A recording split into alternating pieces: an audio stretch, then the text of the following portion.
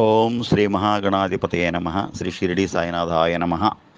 మాతృదేవోభవ, పితృదేవోభవ, ఆచార్య దేవోభవ. వివాహం ఆలస్యంగా ఎందుకు అవుతుంది? ఇది ఇప్పుడు పాపం చాలామందికి జరుగుతుంది.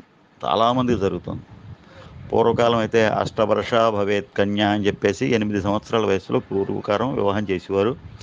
అయితే ఇప్పుడు అది మనకి చట్టసమ్మతం కాదు. చట్టం ఎలా చెప్తే అలా చేయాలి. కాబట్టి ఇప్పుడేమవుతోంది, వివాహం 35 సంవత్సరాల వరకు కూడా ఆడపిల్లకి వివాహం అవ్వడం లేదు. ఇది మీరు గమనించి ఉండొచ్చు. 20 సంవత్సరాలలాగా అయితే ప్రారంభించిన వాళ్ళు 35 సంవత్సరాల దాకా వివాహం అవ్వని వాళ్ళు కూడా ఆడపిల్లలు ఉన్నారంటే అది మీకు ఆశ్చర్యంగా ఉంటుంది. అది ఆడపిల్లలు కావచ్చు, మగపిల్లలు కావచ్చు. ఎందుకు అసలు ఆలస్యం అవుతుంది వివాహం? అందరూ కంగారు పడతారు, అందరూ చేయాలని అనుకుంటారు. కాస్త నాకు ఓపిక ఉండగానే నేను మా అమ్మాయికి పెళ్లి